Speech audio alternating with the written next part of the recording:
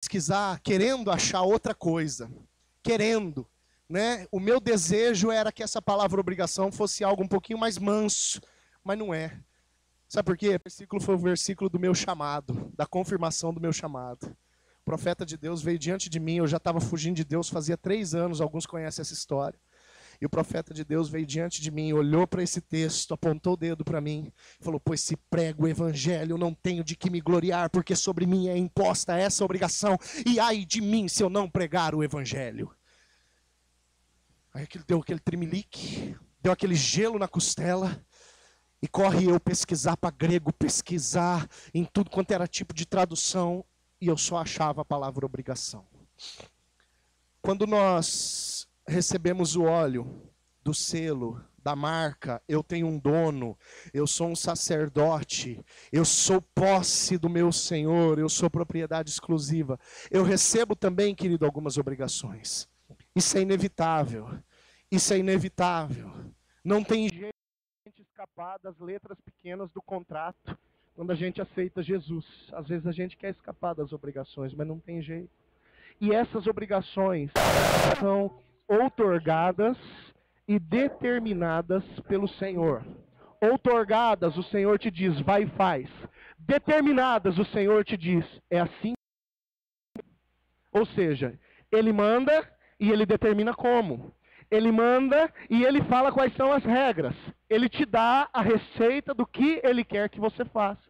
Então, quando nós falamos de óleo, nós falamos sim, somos posse de Deus, somos sacerdotes de Deus, mas nós temos obrigações e nós temos, sobretudo, um Senhor que exerce autoridade sobre nós, através da sua palavra, que é a receita para que eu faça tudo aquilo que o Senhor deseja que eu faça.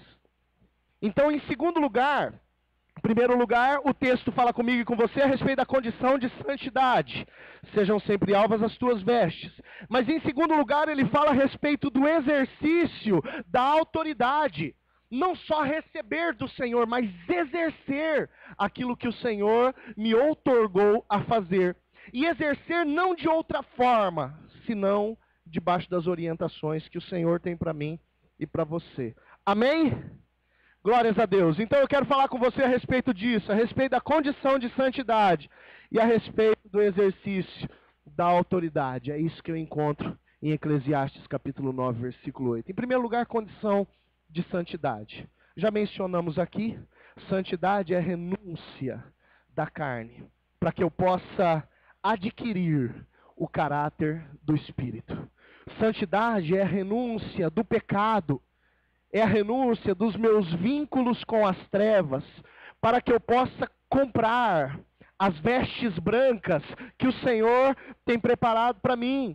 Existe um erro na intenção de alguns crentes, existe um erro na prática de alguns servos do Senhor, querido, que querem adquirir o caráter de Cristo e até trabalham arduamente para que isso aconteça na sua vida. Mas não adianta nada, o erro é esse, não adianta nada querer adquirir o caráter de Cristo sem abrir mão do seu caráter natural. Sem abrir mão daquilo que te é comum, daquilo que faz parte da natureza humana, porque a natureza humana é pecaminosa. O profeta Jeremias, no capítulo 17 do seu livro, ele mencionou que o coração do homem é mentiroso, o coração do homem é enganador. Quando ele fala do coração, ele fala da fonte da minha vida natural.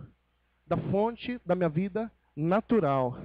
Agora, existe uma fonte de vida sobrenatural, o meu novo nascimento em Cristo Jesus.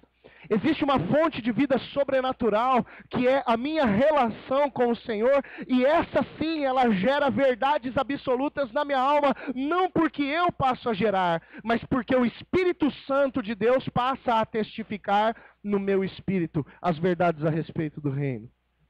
Então, se eu não renunciar, amada, essa fonte de vida natural, para que eu possa adquirir essa fonte de vida sobrenatural, o testificar de Deus e o impulsionar para quem Deus quer que eu seja, se não tiver a renúncia, não abre espaço para que eu possa receber do Senhor o caráter dele.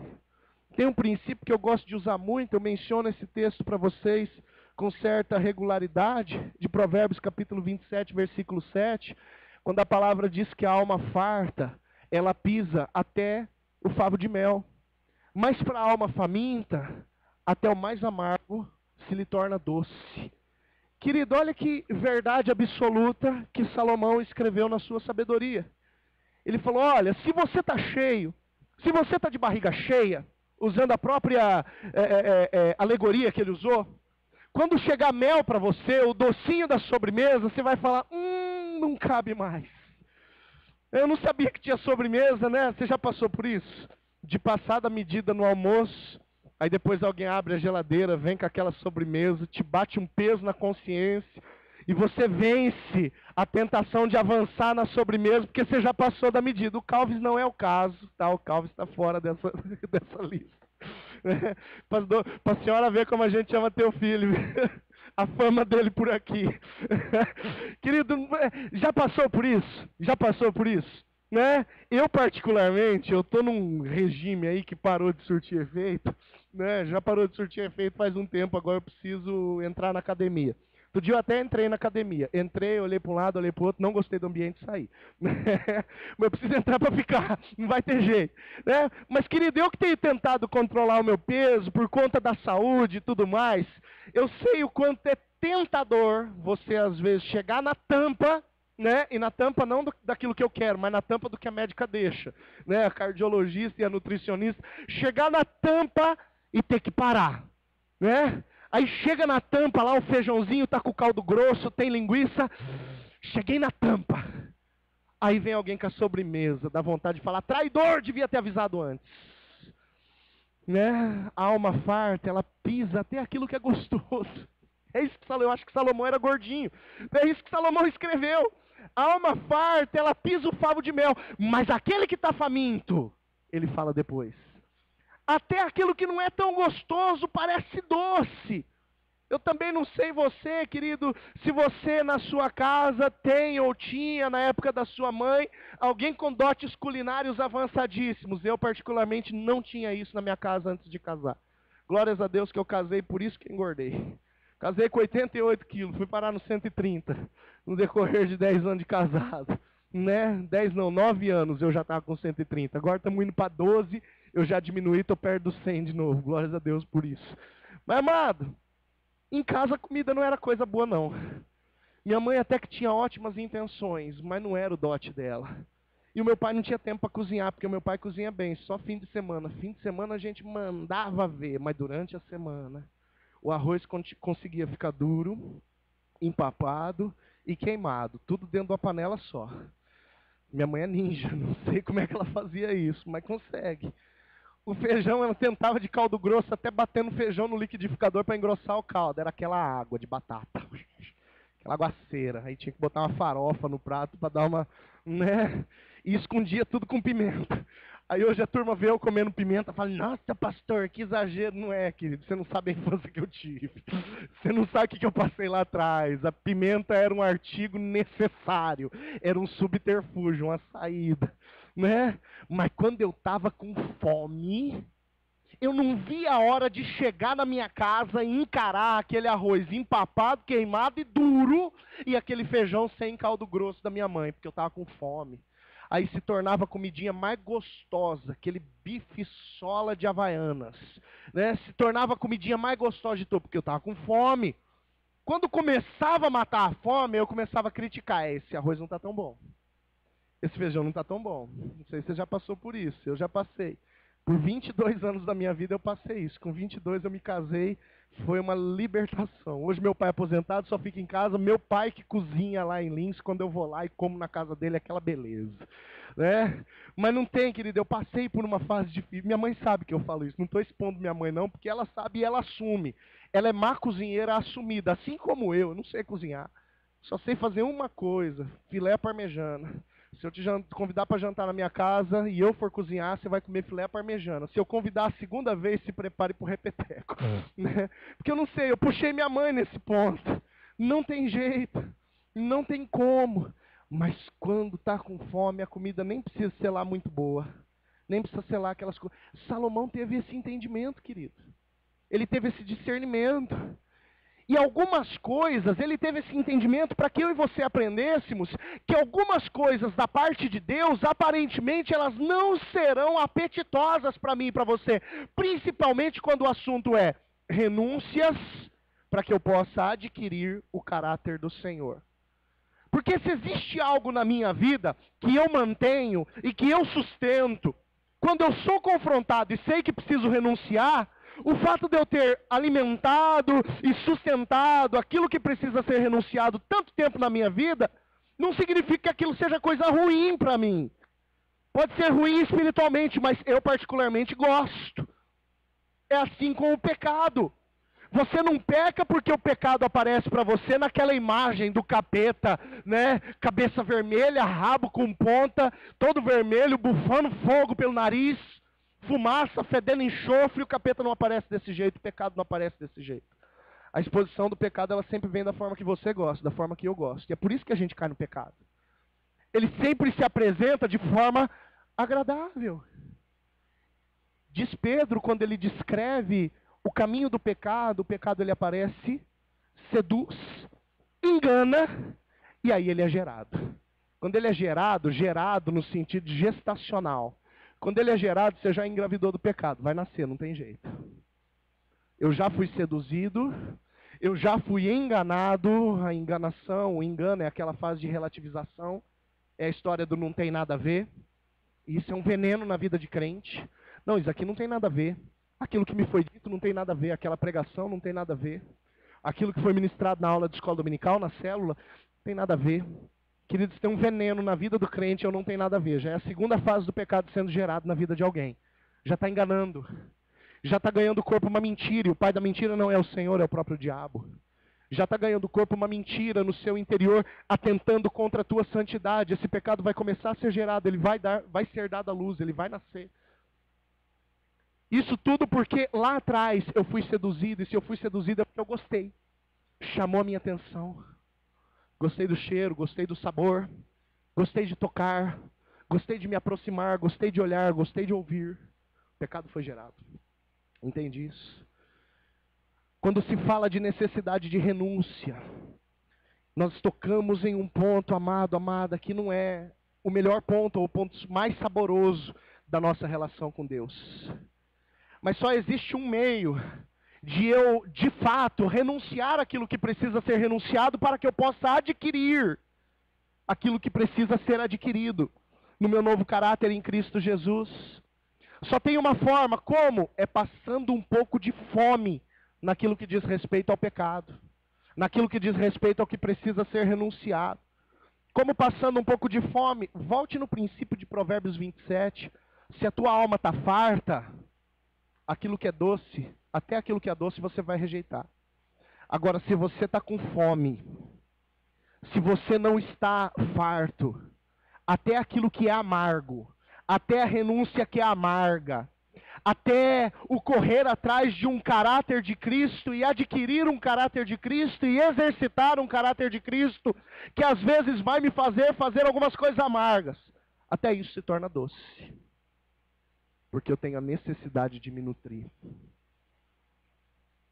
Uma criança, ela não pode crescer alimentada só de pipoca, balinha, guaraná. Se fosse na minha época, eu falaria de suco de groselha. Pode só crescer comendo porcaria, paçoca, pirulito. Gabriel adora porcaria. Ontem era meia-noite e tanto, Gabriel, pai da Pepsi. Falei, de jeito nenhum. O que é isso? Vai beber água. Não, pai, mas eu estou com fome de Pepsi. Sem vergonha. Está no DNA, eu acho. Né? Eu tenho que lutar contra isso, eu tenho que ensinar meu filho a lutar contra isso. Não pode crescer, não vai se nutrir de porcaria. Mas às vezes, na nossa realidade espiritual, a gente acaba se nutrindo com qualquer balinha, com qualquer paçoquinha, com qualquer refrigerante, com qualquer pirulito, que não vai gerar a consistência que nós precisamos. E quando vem uma palavra de consistência, quando vem um desafio a um compromisso de consistência, quando vem um desafio a uma vida de consistência na presença do Senhor, Não, obrigado, eu já estou satisfeito. Porque eu me enchi e me entupi de balinha espiritual. Eu me enchi e me entupi de paçoquinha espiritual. Quando eu falo de balinha espiritual, paçoquinha espiritual, estou falando daquela vidinha religiosa que muitas vezes nós somos impulsionados a viver. A minha oração de manhã, Deus abençoe esse dia, me guarda, que eu não quebre uma perna, que ninguém trombe no meu carro, que eu trabalhe, que eu receba boas notícias, só que eu. Abençoa minha família, minha casa, guarda. Chega na hora do almoço, Deus, obrigado pelo arroz, pelo feijão, mesmo que a tua mãe não seja a melhor cozinheira, mesmo que a tua esposa não seja a melhor cozinheira, você profetiza, esse arroz delicioso, esse feijão gostoso, obrigado por isso. Aí vai dormir, Deus, me dá a noite de descanso, porque amanhã eu tenho aquele abacaxi para descascar e tal. Estou falando que seja errado você fazer essas orações, mas muitas vezes a gente estabelece que a nossa vida espiritual é isso. E no decorrer do dia, Deus não quer participar da minha trajetória. E lá no meu ambiente de trabalho, Deus não quer interferir na forma que eu lido no meu trabalho, da minha forma de trabalhar, a minha realidade profissional, Deus não quer interferir. E no fim de semana, quando eu estou junto com a família, com o feriado, Deus não quer interferir na relação que eu tenho com meu filho, com minha filha, na relação que eu tenho com a esposa, com o marido. Deus não quer interferir nas minhas relações sociais, como eu trato meu vizinho, como eu trato os meus amigos. Querido, Deus quer interferir em cada área da nossa vida. E quando nós pensamos em santidade, nós estamos falando de algo que de fato deve interferir em cada área da nossa vida. Quando a palavra fala de vestes brancas que precisam ser adquiridas, a palavra está falando de algo que precisa ser exposto a partir de mim, são as vestes. Está do lado de fora, a simbologia que a palavra usa é essa. Precisa ser exposto, precisa ser visto em mim, como parte da minha identidade. Aí você para pensar de uma forma, conforme a alegoria do texto. Será que quando nós passamos por aí, as pessoas olham para mim e para você e digam, está lá aquela de vestes brancas? É óbvio que eu não estou falando da cor da roupa. Estou falando da tua aparência como um santo de Deus, como uma santa de Deus. Será que é essa característica que tem marcado o ambiente no qual nós traçamos os nossos passos? Quando a palavra fala da armadura de Deus, em Efésios capítulo 6, a partir do verso de número 10, a palavra menciona, calçai os vossos pés com a preparação do evangelho da paz. Dia desses eu estava orando sobre esse texto. E o que o Senhor colocou no meu coração e me revelou a respeito do pé calçado com o evangelho, é que em cada lugar que eu piso, eu deixo uma marca. Em cada lugar que eu ando, fica uma marca minha. Cada lugar que eu ando, fica algo gravado, dizendo, olha, o Paulo passou por aqui. Se eu estou calçado com o evangelho, que marca que vai ficar? Não é a marca do Paulo, é a marca de Cristo. Concorda comigo? Não é a minha marca, é a marca do Senhor. Por isso que o Senhor fala, calce os seus pés com o evangelho, para que a marca que você vai deixar onde você pisar, seja a minha marca. Isso é veste branca. Isso é veste branca. É essa característica que fica marcada, selada, onde um servo do Senhor precisa passar. Eu já mencionei aqui para vocês, quando Paulo e Barnabé iam entrando numa das cidades na sua primeira viagem missionária, falei disso semana retrasada, ou toquei nesse ponto semana retrasada, apontaram para Paulo e Barnabé e disseram, já estão chegando aqueles que têm transtornado o mundo. Olha a marca que esses homens haviam adquirido. Aqueles que estão mexendo com os valores do povo, mexendo com a mente do povo, imprimindo uma nova cadeia de valores, uma nova cadeia de princípios, já estão entrando nessa cidade. Olha a marca que Paulo e Silas deixaram. Isso é pé calçado com o evangelho. Isso é veste branca, é uma identidade. Quando esses mesmos dois estavam passando pela cidade de Éfeso, Uma menina tomada de espíritos de demônios, espíritos de adivinhação, apontou para eles e disse: lá vão Paulo e Silas, servos do Deus vivo. Veste branca, pé calçado com o evangelho. Era essa a marca que eles estavam deixando. Isso é santidade, amado. Mas a santidade não é adquirida se eu não der espaço para ela. E para eu dar espaço para ela, eu preciso permitir que a minha alma tenha fome daquilo que não contribui, para que eu possa me alimentar daquilo que contribui. Eu preciso permitir que a minha alma tenha fome, que ela tenha abstinência, que ela não tenha mais alimento naquilo que nutre o meu caráter pessoal, o meu caráter natural. Para que quando a fome vier, eu comece a me alimentar de um alimento novo, que no começo pode me parecer amargo. Mas Salomão disse, vai ter um momento que até o amargo se torna doce. Renunciar para obter, renunciar para adquirir. Não tem como. Se você tem trabalhado e buscado santidade na tua vida, querido, não cometa esse erro de querer adquirir sem dar lugar para a tua aquisição. O segredo de 1 Coríntios 15, 58, sejam sempre firmes, constantes e abundantes no Senhor, porque no Senhor o vosso trabalho não é em vão. O segredo da constância de 1 Coríntios 15, 58, querido, querida, é justamente esse, o de você, de fato, ter esse alimento sólido do Espírito na tua vida.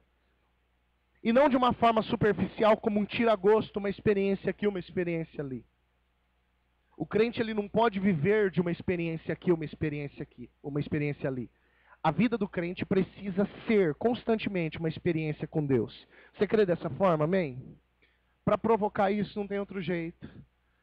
Deixa de lado mesmo aquilo que não te nutre para o céu. Aquilo que só te nutre para a terra.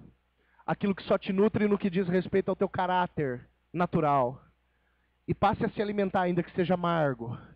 E crie o hábito de só se alimentar daquilo que é espiritual, daquilo que te aponta para o céu, daquilo que aponta para o céu e que faz a tua vida apontar para o céu. Em primeiro lugar, o texto fala dessa condição de santidade. Em segundo lugar, o texto fala a respeito do exercício da autoridade. Continuação do versículo, nunca falte óleo sobre a tua cabeça. Em 1 Coríntios capítulo 12, no versículo de número 5, a palavra diz: há diversidade nos ministérios, mas o Espírito é o mesmo. Querido, isso é uma coisa que muitas vezes o crente acaba se equivocando. É a respeito da definição da palavra ministério. A maioria dos erros acontece justamente nessa hora, na hora de definir o que é ministério. Porque nós somos pendidos a incorrer no erro de acreditar que ministério é algo que aponte só para dentro da igreja. Que aponte para as funções que eu desempenho ou que eu exerço dentro da igreja. E muitas vezes, nós como crentes, corremos também o erro de se, no caso de não fazermos parte de um ministério da igreja, falarmos por aí, não, eu não tenho ministério nenhum. Isso é um erro violento. Porque falta o entendimento da definição de ministério. Vamos definir ministério, biblicamente. Biblicamente, ministério é eu oferecer aquilo que não é meu. Eu andar debaixo de uma autoridade que me é outorgada. Está aqui o óleo sobre a cabeça do texto. Eu andar debaixo de uma autoridade que me foi dada. Aí a gente para pensar que essa verdade de ministério, ela é inerente, ela é anexa, não tem como desgrudar da vida do cristão. Porque o próprio Senhor, Ele nos constituiu como ministros da nova aliança. Ou seja, eu tenho um ministério partir do momento que eu sou do Senhor, já sou parte de um ministério. Que ministério é esse? O ministério da nova aliança. O ministério da reconciliação do homem pecador com Deus puro e santo.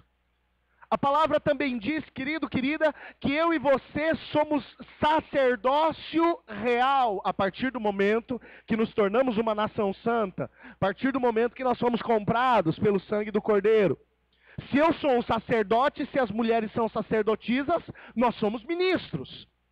Nós já somos munidos de uma autoridade que precisa ser exercida. Eu não recebo do Senhor autoridade só para tê-la, mas eu recebo autoridade especialmente, principalmente, para exercê-la. Por isso que quando a palavra fala, nunca falte óleo sobre a tua cabeça, a palavra está dizendo, nunca se esqueça que você tem uma autoridade a exercer. Você já foi escolhido, você já foi enviado, e existe uma perspectiva de espera no coração do Senhor a respeito do teu ministério. Você crê nisso, amém? Abra, por favor, João capítulo 15, verso 16. Quem encontrar, leia bem alto para mim, por favor.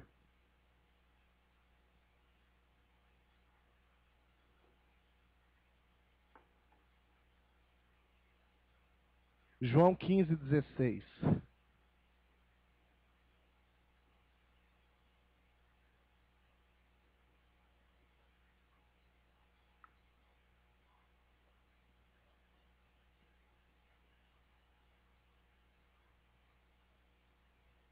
Amém. Não escolhestes vós a mim, mas eu vos escolhi. Diga assim comigo, eu sou escolhido. Diga como quem está alegre por saber dessa verdade, eu sou escolhido. Querido, você não foi escolhido por mim, você não foi escolhido pela igreja metodista, você foi escolhido pelo Senhor. Então diga como quem foi escolhido pelo Senhor, eu sou escolhido. Querido, essa verdade é preciosa, Ele me escolheu. Só que Ele não só me escolheu, Ele me enviou. Tem uma tradução que diz, Ele me designou, e uma outra tradução ainda que diz, Ele me nomeou. Ah, que coisa linda! Ele confiou a mim uma missão. Que missão é essa? Que vades e deis fruto, o vosso fruto permaneça, a fim de que tudo aquilo que você pedir ao Pai, eu vos conceda. A palavra está dizendo que a minha intimidade, que gera resultados, ela é anexa, ela não se desgruda ao entendimento de que eu sou escolhido e enviado. Quando eu entendo que eu sou escolhido e enviado, o meu fruto não só permanece, mas a minha relação com Deus gera resultado. A minha oração gera resultado. Aquilo que eu faço, aquilo que eu profetizo, gera resultado. Quando eu entendo que eu sou um escolhido, quando eu entendo que eu sou um enviado. Ministério é isso. Ministério é você entender que o Senhor escolheu aquilo que Ele tem para você. Ele já escolheu e Ele já expôs. E Ele já te enviou para fazer aquilo que Ele estabeleceu para você. Aí eu quero ampliar a nossa visão de ministério.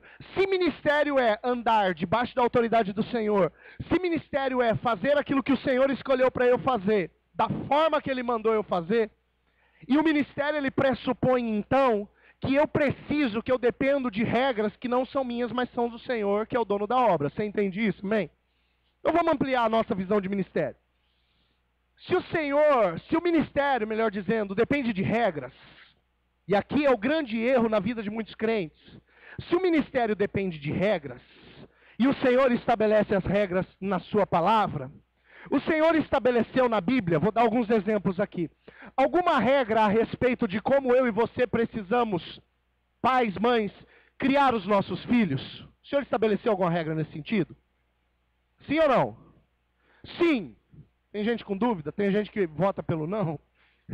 Não espere 5 de outubro para votar, vote hoje. Né? Alguém acha que não? Todo mundo acha que sim, diga sim. Amém. Então criar filho é um ministério. Porque ele estabeleceu a regra e ele me confiou filhos. Ministério não é isso. Ele me confia uma missão e ele fala como eu tenho que cumprir essa missão. Então, criar filho é ministério. Vamos partir para o outro campo. O Senhor estabeleceu na sua palavra algum meio de administração do dinheiro na minha casa e do meu dinheiro pessoal? Sim ou não? Então, administrar dinheiro é ministério. O Senhor estabeleceu na sua palavra regras a respeito do casamento? Sim ou não? Então, casamento é um ministério. Ser marido é um ministério. Ser esposa é um ministério. Cuidar dos filhos é um ministério. Como filhos, o Senhor estabeleceu regras para que nós viéssemos a tratar os nossos pais, inclusive dentro dos mandamentos. Então, ser filho também é um ministério. Sabe qual que é o problema do crente?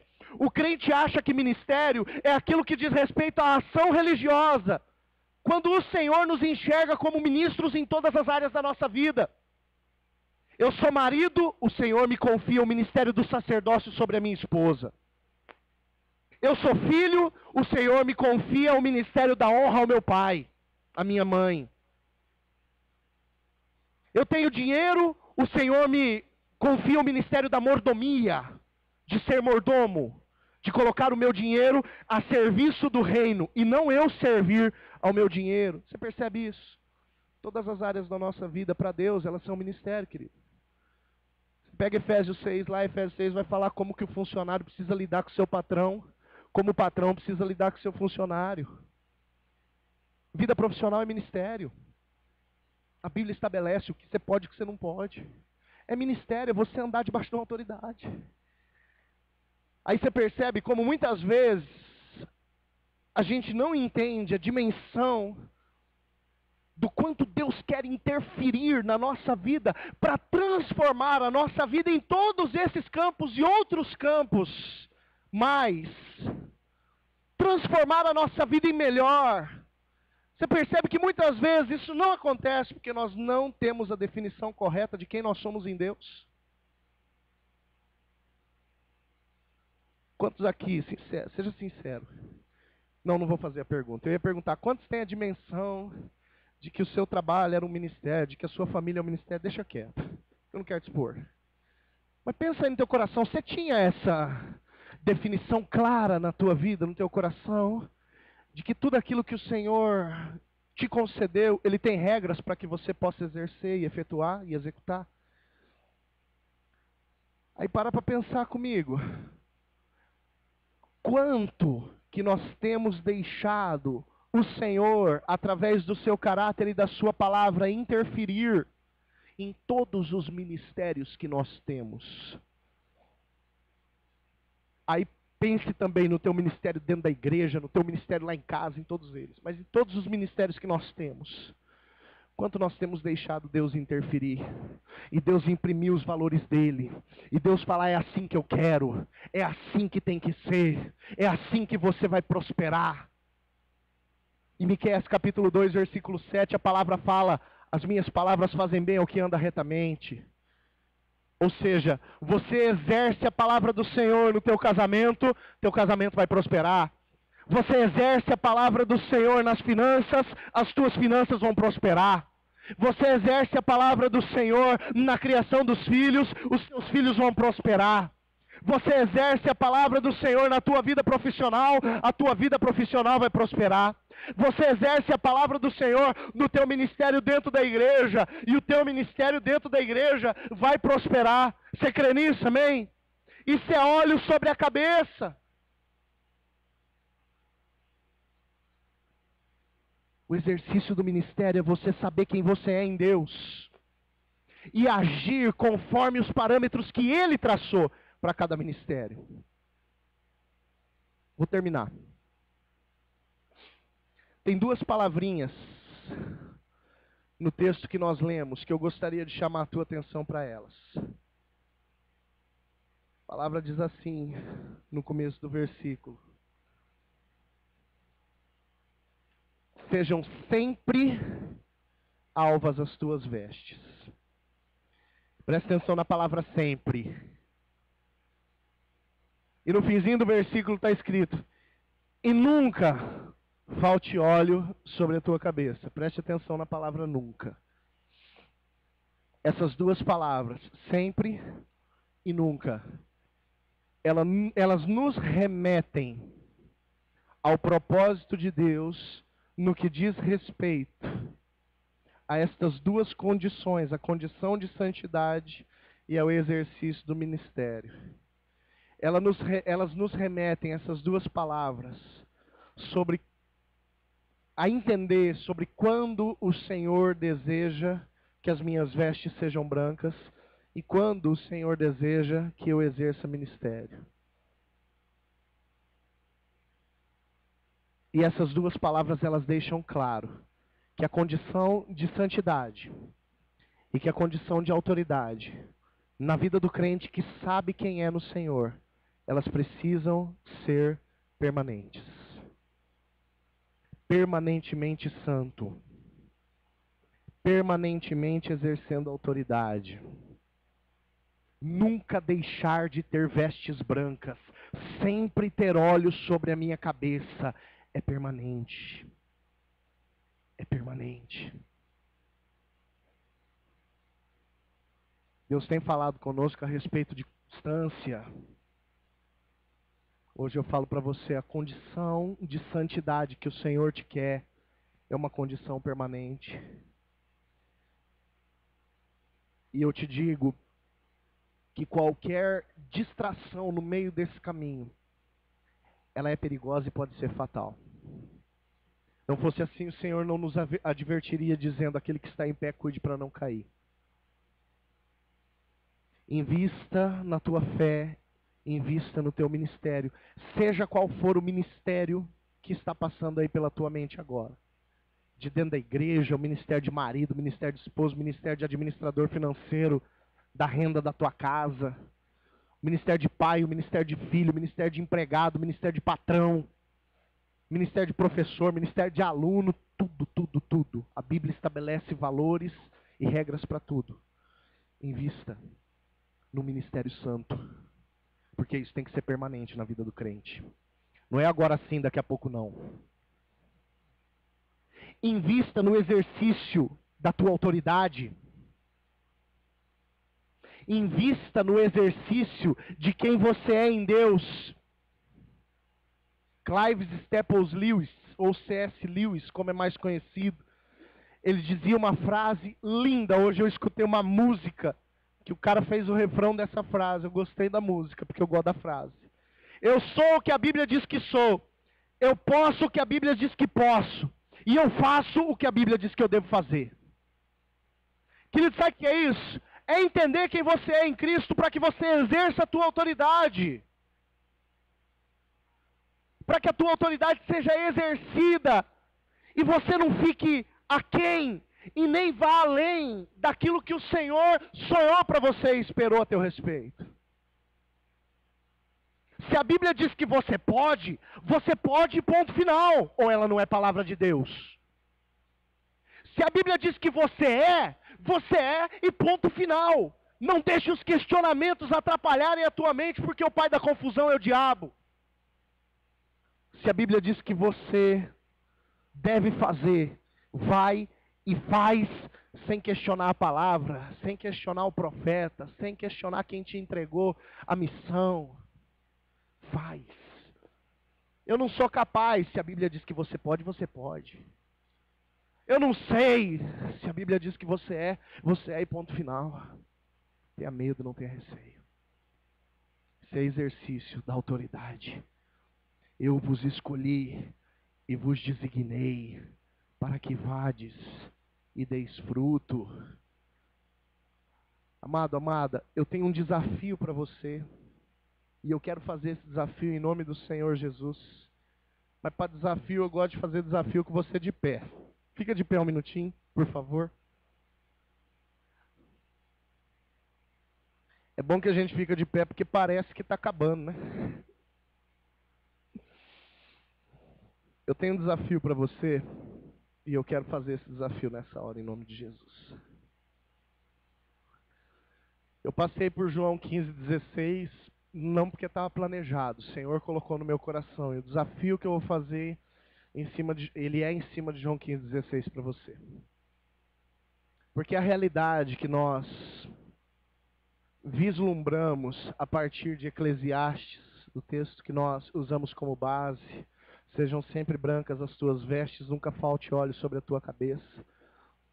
Essa realidade de santidade e de exercício da autoridade, ela obrigatoriamente me impulsiona a frutificar, meu Deus. Não é uma opção. Obrigatoriamente, essa realidade de santidade, de exercício da autoridade, vai me levar a gerar frutos para o meu Senhor. Frutos ministeriais. E lembre-se que você no seu trabalho é um ministro, lembre-se que você na sua casa é um ministro, lembre-se que você com seu marido é uma ministra, você com sua esposa é um ministro, com seus filhos é um ministro, com o patrão, com o funcionário, você é ministro, com o seu dinheiro na mão, você é um ministro, dando aula, você é um ministro, assistindo a aula, você é um ministro. Os frutos que Deus quer, querido, querida, são frutos ministeriais, são frutos que são resultados de obediência. E a palavra já foi lançada, você é o que a Bíblia diz que é, e o Senhor falou, eu vos escolhi e vos enviei para que vades e deis fruto. O Senhor já te escolheu, ainda que você não se sinta o escolhido. O Senhor já te enviou, ainda que você não se sinta o enviado. E o Senhor já falou, você vai frutificar, porque eu te escolhi e eu te enviei. Você crê dessa forma? Amém? Glórias a Deus. É isso que a Bíblia diz que você é. Tem um desafio muito sério para você. Comece a pensar aí que fruto você precisa dar. Como resultado, querido, de santidade e de exercício de autoridade. Que fruto você precisa dar? De repente um fruto de perdão na tua casa, de repente um fruto de perdão no teu ambiente de trabalho, com familiares, com pai, com filho, filho com pai. De repente um fruto de ajuste na sua caminhada financeira, na sua vida financeira. Trazer a tua realidade financeira para aquilo que a Bíblia manda você fazer. De repente um fruto de conserto dentro do ambiente profissional. Ser um melhor patrão, ser um melhor empregado, obedecendo aquilo que a palavra estabelece. De repente, dentro do ministério, dentro da igreja, o fruto da dedicação. O fruto da quebra do receio, do medo de fazer aquilo que o Senhor mandou. E a outra perspectiva de frutos, querido, querida, como ministros da nova aliança, o fruto da pregação da palavra, o fruto do testemunho, o fruto do evangelismo, como enviados para discipular e de fazer discípulos de todas as nações, o fruto do discipulado, da preocupação com aqueles que porventura você já tenha falado a respeito do Senhor e que estão soltos por aí, sem conhecer Jesus porque não foram discipulados. E amado, vamos falar a verdade, o que mais afasta a gente das igrejas, inclusive crente antigo, é que vem para a igreja sem conhecer Jesus. Gosta da atividade, gosta do culto, gosta da música e não conhece Jesus, porque não foi discipulado. Entende isso? E isso é fruto que eu e você precisamos assumir. Na carta de Judas, lá no versículo 18, versículo 19, a palavra fala, edificando-vos na vossa santíssima fé, e apiedando-vos de alguns que ainda estão na dúvida. Edificando-vos na vossa santíssima fé, o cuidado de todo mundo com todo mundo. Você tem dado esse fruto? De cuidar e ser cuidado. Feche seus olhos, por favor. Vamos orar nesse momento. Eu quero te desafiar a dar frutos essa semana. No nome de Jesus, eu quero te desafiar a frutificar essa semana. A frutificar perdão, a frutificar vida, a frutificar nova aliança, novo nascimento nas pessoas. Eu quero te fazer esse desafio. Dê frutos. Dê frutos. Em nome de Jesus, eu quero orar por você. Eu não vou convidar você para vir ao altar, porque eu creio que essa seja uma condição da qual nós todos precisamos ser alvo de intercessão. Meu Deus, é inerente da vida do cristão dar frutos, Pai.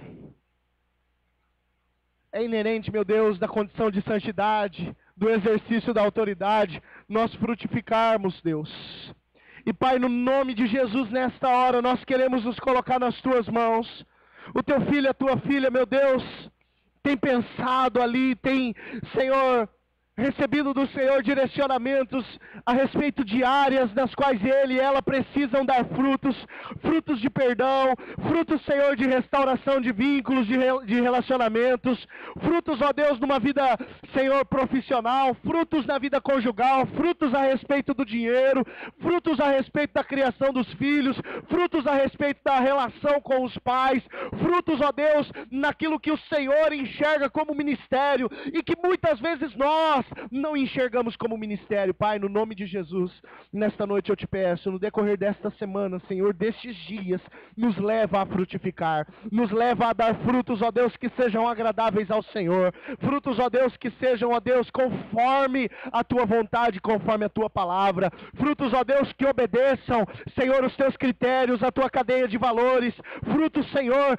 que agradem, Senhor, ao Teu coração. É a Tua palavra que diz que o Senhor veria o fruto do teu penoso trabalho e se alegraria. Nós somos frutos do Senhor, mas muitas vezes nós não temos frutos para olhar e para nos alegrar. Meu Deus, nos perdoa disso. E nessa noite, Senhor, nós te pedimos no decorrer desta semana, no decorrer destes dias e daqui para frente, Senhor, porque a tua palavra que nos fala para nunca faltar o óleo sobre a nossa cabeça e sempre nós estarmos de vestes brancas, que seja uma condição permanente, a condição de frutificar em teu nome, a condição, ó Deus, de gerar frutos que sejam agradáveis ao Senhor em cada área da nossa vida, frutos de evangelismo, frutos de discipulado. Pai, que em nome de Jesus nós possamos nos sentir desafiados dia após dia a viver esta condição de constância na tua presença. Assim nós oramos agradecidos no nome do nosso Senhor Jesus.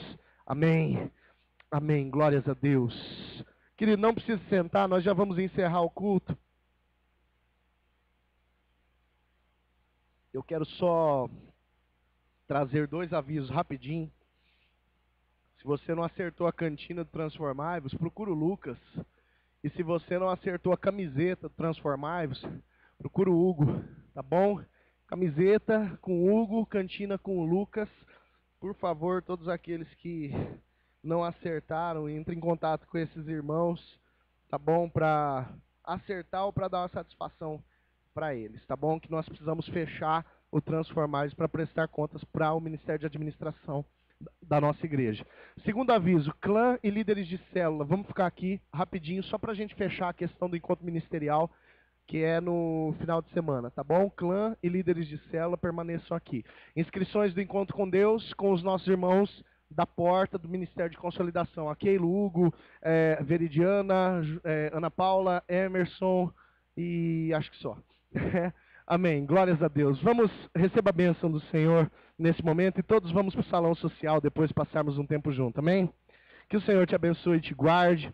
O Senhor faça resplandecer o rosto sobre ti e tenha misericórdia de ti. O Senhor sobre ti levante o rosto e te dê a paz. Amém. Amém. Que Deus te abençoe, amado, amada. Te dê uma semana na qual você tenha muitas oportunidades